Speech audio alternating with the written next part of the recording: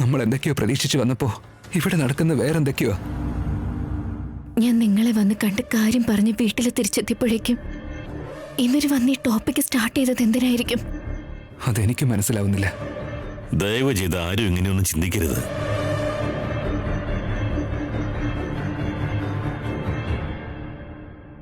അതാ അവനിങ്ങോട്ട് എത്തിയല്ലോ.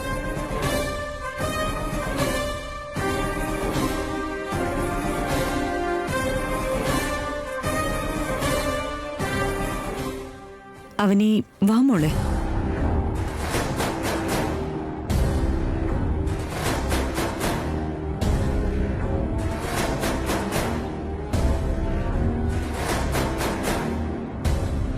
Hi bro, how are you? Fine. Avani ഒറ്റക്ക് പോയതായിരിക്കുമെന്നാ കരുതിയത്. രണ്ടുപേരും ഒരുമിച്ചായിരുന്നോ? നിങ്ങൾ രണ്ടുപേരും ബെസ്റ്റ് ഫ്രണ്ട്സ് അല്ലേ? പുറത്തുള്ളവര് പക്ഷെ അങ്ങനെ കാണുന്നില്ല. വസന്ത ചേച്ചി, ഇല്ലാത്തത് ഉണ്ടാക്കി പറയാൻ ആർക്കും കുറവ് കാണില്ല. നമ്മൾ എത്ര ജനുവിനായി നിന്നാലും ജനങ്ങള് ഇല്ലാത്തത് പറഞ്ഞു നടക്കും. നമ്മൾ അതൊന്നും കാര്യമാക്കരുത്. ഇനി കാര്യത്തിലേക്ക് വരാം. അവനി, നിന്റെ കാര്യത്തില് ഇവരെല്ലാവരും പറയുന്നത് എന്താണെന്ന് വെച്ചാല് കൊറേ നേരമായിട്ടേ അവിടെ തന്നെ നിൽക്കുമായിരുന്നു. അമ്മ ഇനി അത് റിപ്പീറ്റ് ചെയ്യണ്ട. എല്ലാം അവള് കേട്ട് കാണും. നീ ഇന്നലെ ഭക്ഷണത്തിന്റെ മുമ്പിൽ വെച്ച് പറഞ്ഞ കാര്യങ്ങളൊക്കെ എനിക്ക് ഓർമ്മയുണ്ട് മോളെ. ഗൗതമി, അവനി വികാസിനെ കുറിച്ച് പറഞ്ഞതൊക്കെ അവനിയുടെ ശബ്ദത്തിൽ തന്നെ കേട്ടോളൂ. അദ്ദേഹത്തിന്റെ ക്യാരക്ടറിനെ കുറിച്ച് തെറ്റു പറയാനാണെങ്കിൽ ഒരു ചെറിയ മിസ്റ്റേക്ക് പോലുമില്ല.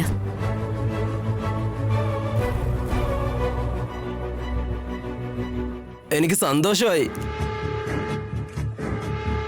നമ്മൾ ഒരുമിച്ചുള്ള ഒരു ചെറിയ യാത്രയിൽ തന്നെ എന്നെക്കുറിച്ച് താൻ വളരെ നന്നായി മനസ്സിലാക്കി. അങ്ങനെയുള്ള നിന്നോടൊപ്പം ഞാൻ ലൈഫ് ലോങ് ട്രാവൽ ചെയ്ത എനിക്ക് എത്ര സന്തോഷം ഉണ്ടായിരിക്കും.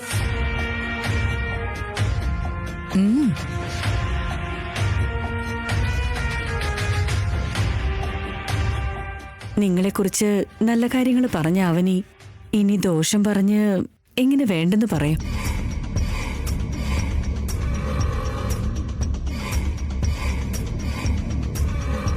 നിങ്ങൾ കരുതുന്ന പോലെ അവനി വികാസിനെ കുറിച്ച് ഒരു അപവാദവും പറയില്ല. ഇനിയിപ്പോ അവൾ എന്തെങ്കിലും പറഞ്ഞാലും ഞങ്ങൾ വിശ്വസിക്കില്ല.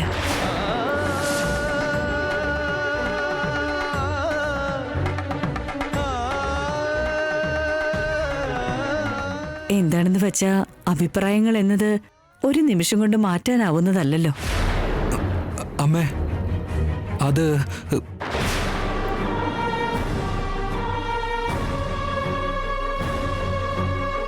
എന്താ ശ്രീ? എന്തോ പറയാനുണ്ടെന്ന് തോന്നുന്നുണ്ടല്ലോ. നിങ്ങൾ പറയട്ടാ. പറയൂ ശ്രീകർ. ഒന്നുമില്ല. അവനിയുടെ വികാസിന്റെയും കല്യാണം നടക്കുമെന്ന് ഞാൻ നിങ്ങൾക്ക് വാക്ക് തരുന്നു. ഒരു സംശയവും വേണ്ട.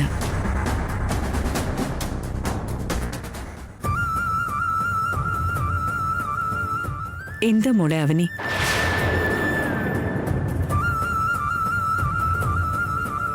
ആവനി അല്ലെങ്കിലും എപ്പോഴും അവളുടെ മൗനം കൊണ്ടല്ലേ സമ്മതം അറിയിക്കാറുള്ളതമ്മേ. അമ്മേ, അമ്മ ഹാപ്പി ആയില്ലേ? ആയി. വേദവതി അമ്മേ, നിങ്ങൾ ഒരു വാക്ക് തന്നാ ഉറപ്പായും അത് നടക്കും. ഇപ്പൊ എന്റെ മനസ്സിനൊരു സമാധാനമായി. ഇനി ഞങ്ങൾ ഇറങ്ങട്ടെ. എന്നാ ശരി. എന്നാ ശരി, ആയിക്കോട്ടെ. Thank you. പോയി വാമനെ. Bye Avani. See you bro.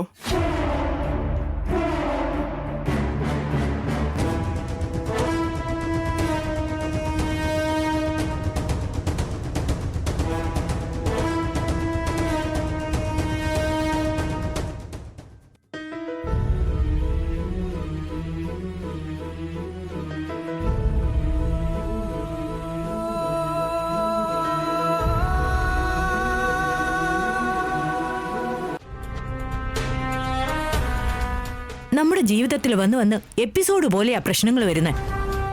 നമ്മളെ ടെൻഷൻ അടുപ്പിക്കാൻ ഇവിടെ ഒരുപാട് പേരുണ്ട്. ഞാനാണെങ്കിൽ വല്ല ഹാർട്ട് അറ്റാക്കും വന്ന് തീരുമെന്നാ തോന്നുന്നത്. എന്നാ നമുക്ക് ഇറങ്ങിയാലോ? നിഹാരിക ഇങ്ങോട്ട് വരുന്നുണ്ട്. 2 minute wait. Niharika is a mastermind. ചെയ്യുന്ന എല്ലാത്തിനും പിറകിൽ ഒരു സ്ട്രോങ് റീസൺ ഉണ്ടാകും.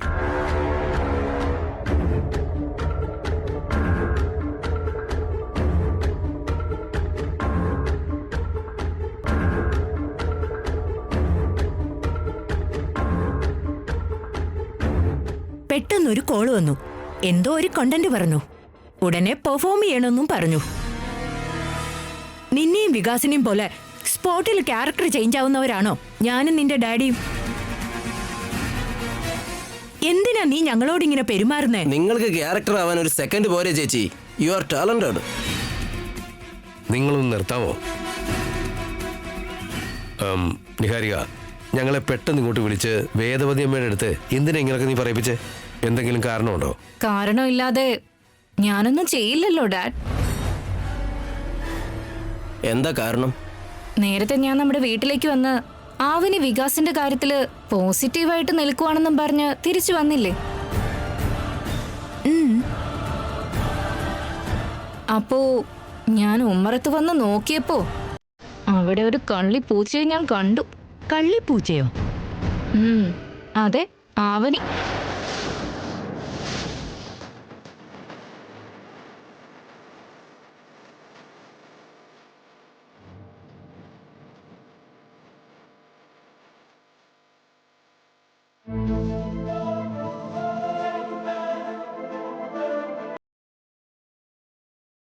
വണ്ടി എടുക്ക് പോവാൻ ചേട്ടാ. Okay madam.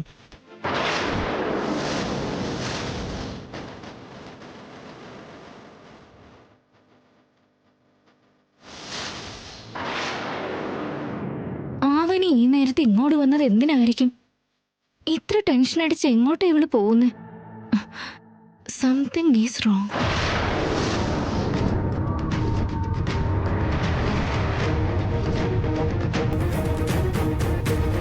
അപ്പൊ പിന്നെ നമ്മൾ വികാസിനെ കുറിച്ചും അവന്റെ ക്യാരക്ടറിനെ കുറിച്ചും ഒക്കെ സംസാരിച്ചത് അവന് കേട്ട് കാണുമോ? എനിക്കും ഇതേ സംശയം തോന്നി. അതുകൊണ്ടാ അവനിക്കൊരു ചാൻസ് കൊടുക്കാതെ ഞാൻ ഇങ്ങനെ പ്ലാൻ ചെയ്തത്. കേട്ടിരുന്നെങ്കിൽ അവിടെ വെച്ച് തന്നെ വികാസിനെ കുറിച്ച് അവൾ അപ്പോഴേ പറയുമായിരുന്നല്ലോ. അവന് കേട്ടിട്ടില്ലെന്ന് എനിക്കും ഇപ്പോഴാ മനസ്സിലായത്. നോവേ,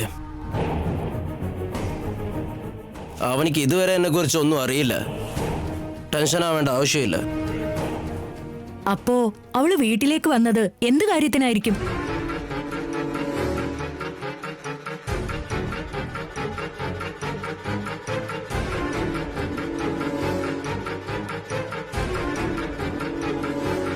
എനിക്ക് നിങ്ങളോട് ഒരു കാര്യം പറയണമെന്നുണ്ടായിരുന്നു. പറഞ്ഞോളൂ. അതെന്താണെന്ന് വെച്ചാ ഞാനും ശ്രീകരേട്ടൻ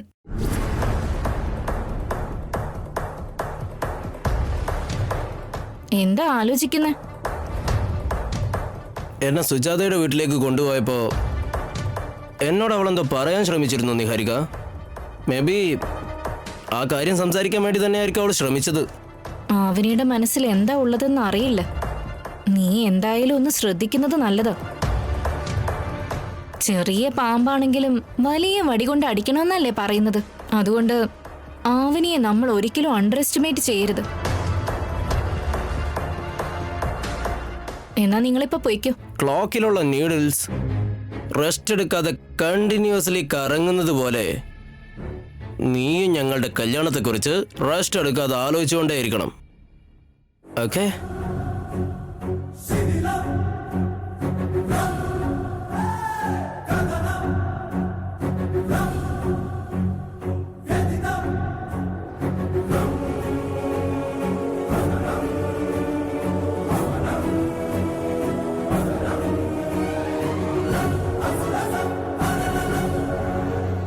എന്റെ കല്യാണത്തിന് തന്നെ എത്ര തടസ്സങ്ങളുണ്ടെന്ന് മനസ്സിലാവാതെ ഞാൻ ടോർച്ചർ അനുഭവിച്ചുകൊണ്ടിരിക്കുമ്പോ ഈ സാഡിസ്റ്റ് ദുഷ്ടൻ എന്നെ വല്ലാതെ ടോർച്ചർ ചെയ്യുന്നുണ്ട്.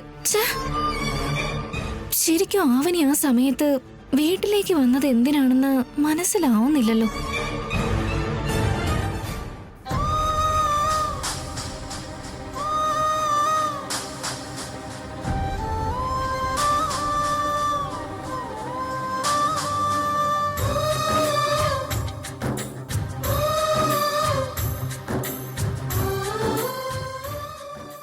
അവനി,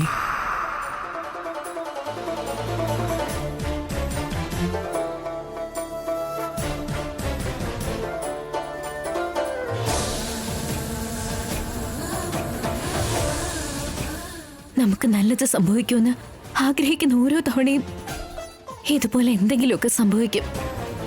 ഇങ്ങനെയൊക്കെ ആവുന്നത് എന്താ ഏട്ടാ? ഇതുവരെയുള്ള സാഹചര്യങ്ങളൊന്നും താൻ നോക്കണ്ട. ഈ സമയത്ത് പക്ഷേ നമ്മളായിട്ട് ഈ അവസരങ്ങൾ നഷ്ടപ്പെടുത്തിയ പോലെ എനിക്ക് തോന്നുന്നേ.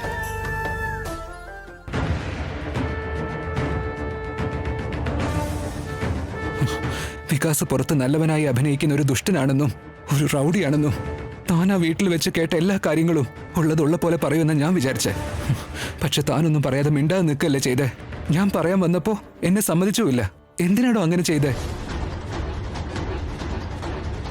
ക്രൂരനായിട്ടുള്ള ഒരാളെ തന്റെ ജീവിതത്തിലേക്ക് ബലം പ്രയോഗിച്ച് പിടിച്ചു കൊണ്ടുവരാൻ ശ്രമിക്കുന്ന ആ നിഹാരികയെ പറ്റിയോ എന്ന് പുറത്ത് പറയാൻ കഴിയുമായിരുന്നു. ഇന്നിവിടെ സംഭവിച്ച കാര്യത്തിന് നമുക്ക് ദൈവത്തെ പോലും കുറ്റം പറയാൻ അവകാശമില്ലടോ.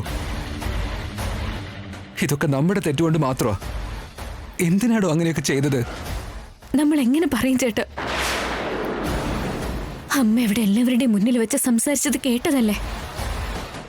വികാസിനെ കുറിച്ച് അറിയാതെ എല്ലാവരുടെയും മുന്നിൽ വെച്ച് നല്ലവനാണെന്ന് പറഞ്ഞ് പെട്ടുപോയി. ഇനി ഞാൻ അവരോട് സത്യം പറഞ്ഞ അവരതൊക്കെ വിശ്വസിക്കുമെന്ന് തോന്നുന്നുണ്ടോ? ഞാൻ പറഞ്ഞതും നിങ്ങൾ പറഞ്ഞതും വിശ്വസിക്കാതെ ഈ ഒരു ആലോചന മുടക്കാൻ വേണ്ടി പ്ലാൻ ചെയ്യുന്നതാണെന്ന് എല്ലാവരും എന്നെ കുറിച്ച് തോന്നിയതുപോലെ സംസാരിക്കും. സത്യം പറഞ്ഞ സമൂഹ വിരോധിയാകുന്നത് പോലെ സത്യം പറഞ്ഞ ശത്രുവാകുന്ന ഒരവസ്ഥ ഞാനിവിടെ കണ്ടു ഏട്ടാ. അതുകൊണ്ട് ഞാനിവിടെ മിണ്ടാതെ നിന്നത്. ഈ കല്യാണം ഫിക്സ് ചെയ്ത പോലെയാ എല്ലാവരും ഇപ്പൊ സംസാരിക്കുന്നേ. ഇനിയിപ്പോ ഈ പ്രശ്നത്തിന് എന്താ ഒരു പരിഹാരം? അതാ എനിക്ക് മനസ്സിലാവാത്തത്. ഇന്ന് നമുക്ക് ഈ പ്രശ്നങ്ങളൊക്കെ സോൾവ് ചെയ്യാൻ പറ്റുമെന്ന് ഞാൻ കരുതിയത്. പക്ഷേ ഇങ്ങനൊരു തിരിച്ചടി കിട്ടുമെന്ന് ഞാൻ ഒട്ടും എക്സ്പെക്ട് ചെയ്തില്ലടോ. വികാസിനെ കൊണ്ട് എന്റെ കഴുത്തിലെ താലി കെട്ടിക്കാൻ ശ്രമിക്കുക അവര്. കാര്യങ്ങൾ അവിടം വരെ എത്തും മുമ്പ് വികാസിനെ കുറിച്ച് ഇവിടെയുള്ളവരെ മനസ്സിലാക്കാൻ വേണ്ടത് ഞാൻ ചെയ്തിരിക്കും.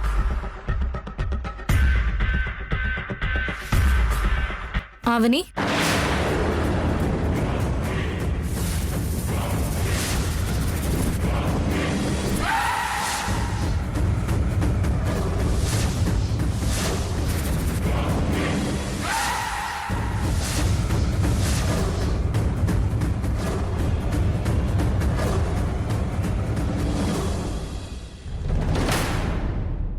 എന്താ സംസാരിച്ചോണ്ടിരിക്കുന്നെ?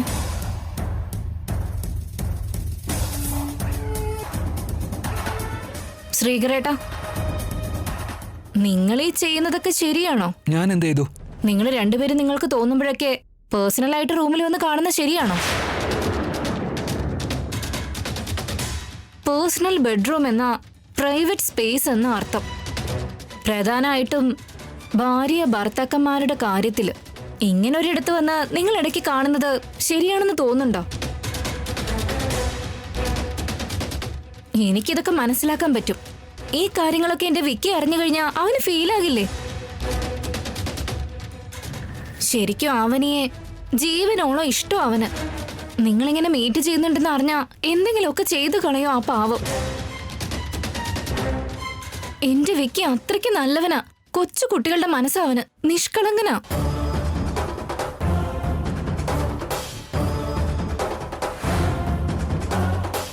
പെണ്ണുങ്ങളുടെ കൂടെ കറങ്ങുന്ന സ്വഭാവവും കള്ളും സിഗരറ്റും ഒക്കെ നിനക്ക് ശീലമുള്ളതാണെന്നും വേദവതി അമ്മയെങ്ങാനും അറിഞ്ഞു കഴിഞ്ഞ കോമ്പൗണ്ടിൽ പോലും കാല് കുത്താൻ പറ്റില്ല. ചൂതാട്ടവും കുതിരപ്പന്തയൊക്കെയാണ് നിന്റെ ഹോബി എന്നെങ്ങാനും അറിഞ്ഞ അവന് പിന്നെ നിന്റെ മുഖത്ത് പോലും നോക്കില്ല.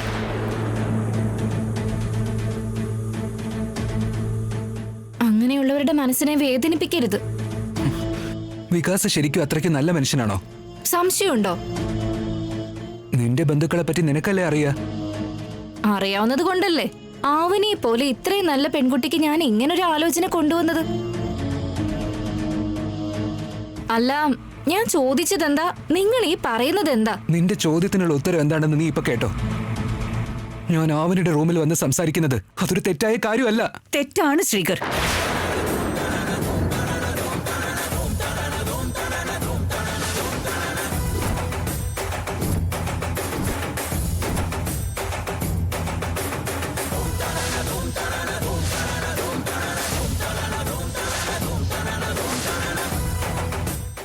അതൊരു തെറ്റാണ് ശ്രീകർ. നീ പുറത്തേക്ക് വാ.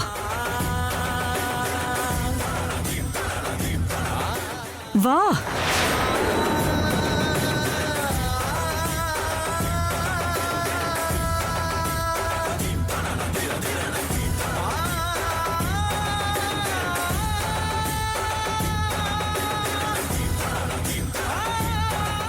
ആവനിയുടെ റൂമിൽ നിനക്കെന്താ പണി? വെറുതെ വന്നതാ അമ്മേ. ഇങ്ങനെ പറയാൻ നിനക്ക് നാണമില്ലേടാ? നിഹാരികയെ കല്യാണം കഴിക്കാനുള്ളതല്ലേ, നിനക്ക് ഇവിടെ എന്താ പണി? നീ ആവനിയുടെ റൂമിലേക്ക് വരുന്നത് ഞങ്ങൾ ഒരുപാട് തവണ കണ്ടിട്ടുള്ളതാ. അമ്മയോട് പറഞ്ഞാ വിശ്വസിക്കില്ലെന്ന് കരുതി മിണ്ടാതിരുന്നതാ. ശരിക്കും നിങ്ങളും അവനെയും തമ്മിലുള്ള ബന്ധം എന്താണ് ഏട്ടാ? എന്തിനാ ആവനിയുടെ കൂടെ നിഴലായി നടക്കുന്നേ? ആവനിയോട് നിങ്ങൾക്ക് എന്തിനാ ഇത്ര ഇൻട്രസ്റ്റ്? ആവനിയോട് നീ കാണിക്കുന്ന ഇൻട്രസ്റ്റിന്റെ 10% പോലും നിഹാരികയുടെ കാര്യത്തിൽ നീ കാണിക്കുന്നില്ല. നോക്ക് ശ്രീകർ, നീ അറിഞ്ഞിട്ട് ചെയ്യുന്നതാണോ അറിയാതെ ചെയ്യുന്നതാണോ എന്ന് ഞങ്ങൾക്കറിയില്ല. പക്ഷേ ആവനിയുടെ റൂമിലേക്ക് നീ പോകുന്നത് തെറ്റാ.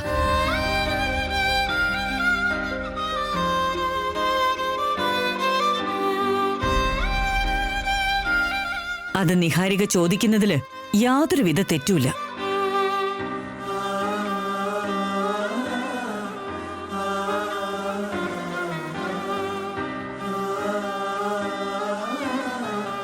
ഉടനെ തന്നെ നിന്റെ വികാസിന്റെയും കല്യാണം നടക്കാൻ പോകുന്നു എന്ന് നിനക്കറിയില്ലേ? അങ്ങനെയുള്ളപ്പോ നീ ഇത്ര ഫ്രീ ആയിട്ട് പെരുമാറേണ്ടത് ആരോടാ? വികാസിനോട്. പിന്നെ ശ്രീകറുമായിട്ട് എന്തിനെങ്ങനെ ഒരു ബന്ധം? കാഷ്വൽ ആയിട്ടൊന്ന് സംസാരിക്കാൻ വന്നതാ ആന്റി. ഇനി ഒരിക്കൽ കൂടി ഇതുപോലുള്ള മറുപടികളും വേണ്ട, ന്യായങ്ങളും വേണ്ട അവനി. നിങ്ങൾക്കിടയിൽ എന്തെങ്കിലും ഉണ്ടെന്ന് വികാസ് എന്തെങ്കിലും ചിന്തിച്ചു കഴിഞ്ഞാൽ പിന്നെ അത് നിന്റെ ജീവിതത്തെ ആയിരിക്കും ബാധിക്കുക. നിങ്ങൾ ചെറിയ കുട്ടികളല്ല. ദയവ് ചെയ്തതൊന്ന് മനസ്സിലാക്ക്. പുറത്തുള്ളവർ നിങ്ങളെക്കുറിച്ച് പറയുന്ന കാര്യങ്ങള് നിങ്ങൾ സത്യമാക്കാൻ നിൽക്കല്ലേ.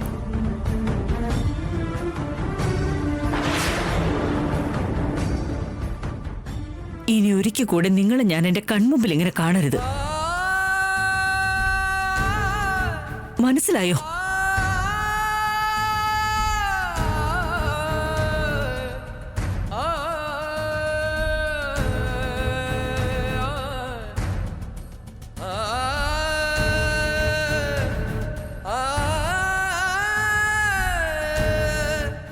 ആവനിയോട് എനിക്കൊരു ബഹുമാനമുണ്ട്, ആദരവുണ്ട്, നല്ലൊരു അഭിപ്രായമുണ്ട്.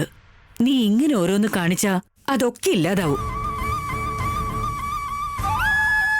ആവനി നമ്മുടെ വീട്ടില് ഇനി എങ്ങനെയൊക്കെ ജീവിക്കണമെന്നുള്ളത്, ആവനിയെ ഞാൻ ഇനി എങ്ങനെയൊക്കെ കാണണമെന്നുള്ളതും നിനക്ക് തന്നെ തീരുമാനിക്കാം. എന്റെ അനിയനെ അല്ല, എന്റെ അനിയന്റെ മനസ്സ് മാറ്റുന്ന ആവനിയെ പറയണം.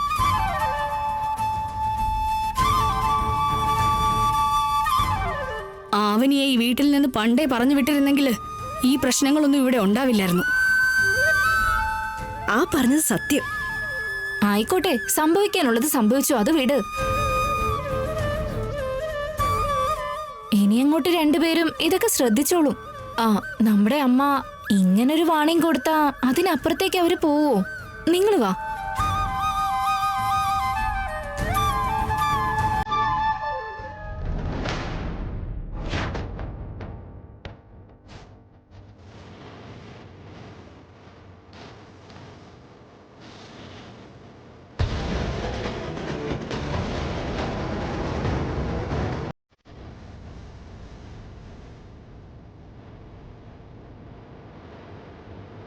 വല്ലാതെ പെയിൻഫുൾ ആയിട്ട് തോന്നുന്നുണ്ടോ?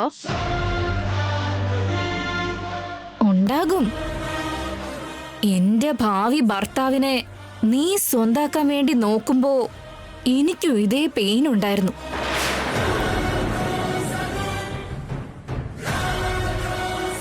ഒരു മാസം തികയും മുമ്പേ എന്നെ ഈ വീട്ടിൽ നിന്ന് പുറത്തേക്ക് പറഞ്ഞയക്കുമെന്ന് നീ ഒരു ഉഗ്രശപഥം ചെയ്തിരുന്നു.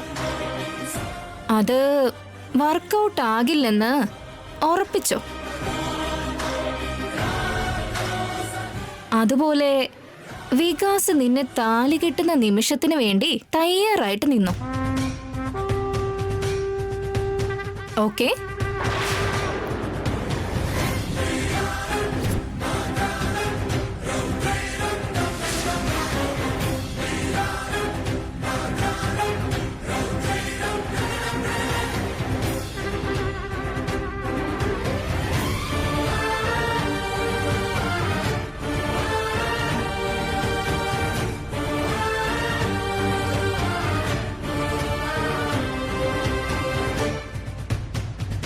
അവനാ താലി എന്റെ കഴുത്തിൽ എങ്ങനെ കെട്ടാനാ? ആവശ്യം വന്ന ആ താലി നിന്റെ കഴുത്തിൽ വീഴുന്നത് ഞാൻ കാണിച്ചു തരാം. എല്ലാം നിനക്ക് അനുകൂലമാണെന്ന് കരുതി നീ അഹങ്കരിക്കണ്ട. നിന്റെ പതനം, ആ വികാസിന്റെ പതനം അതുടനെ തന്നെ ഉണ്ടാവും. നീ നോക്കിക്കോ.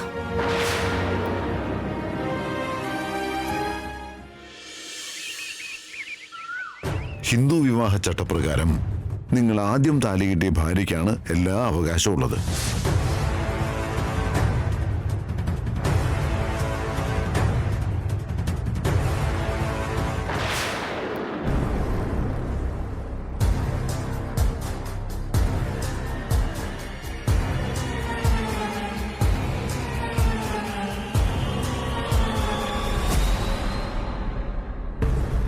ഇവൻ ഇവിടെ ആരെ കാണാൻ വന്നതായിരിക്കും?